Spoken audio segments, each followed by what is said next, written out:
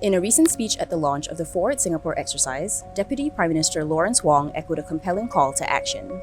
We have to deal with a number of social trends with long-term consequences.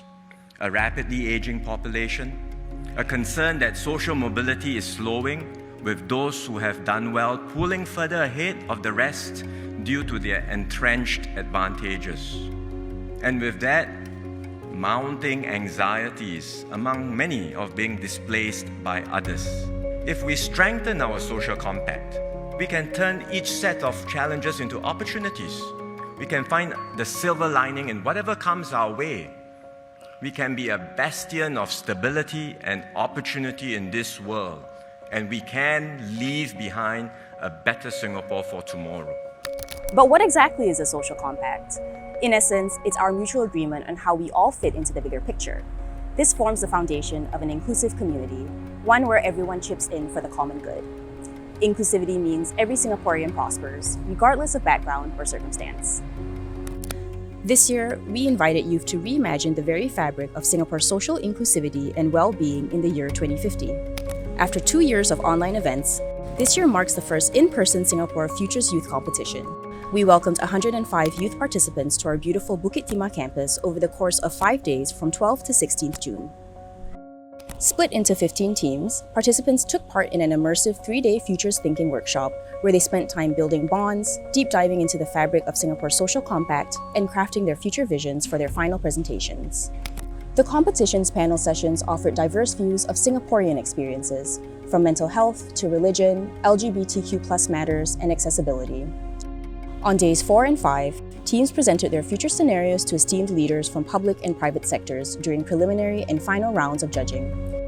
Staying back after the competition every day for the past 2 days and just practicing our dance, rehearsing over and over again to eventually come out with this finalized version. For me, it was the first performance yesterday, the first time we got to present in front of an audience.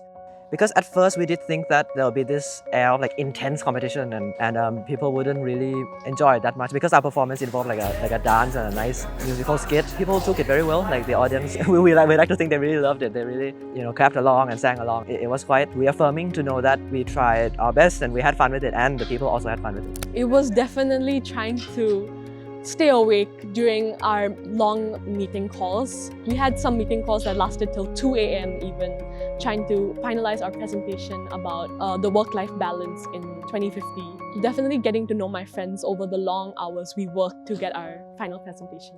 The power of imagination. When I started off, I kind of felt that maybe this feels like a bit lofty. We just imagine some random future and what can we really do? As the competition progressed and we kind of talked with like-minded people and brainstormed, this imagination, this ideal, the prospect of it becoming a reality kind of increased over time. I think that's a very empowering message and it's quite inspiring. Yeah.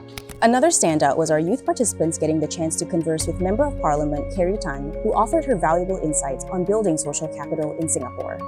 The top 6 teams were named winners and awarded attractive prizes totaling $6,000.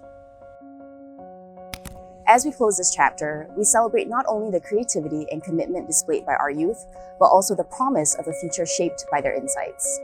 The ripple effect of their ideas will continue to resonate, forging a path toward a more inclusive and interconnected Singapore.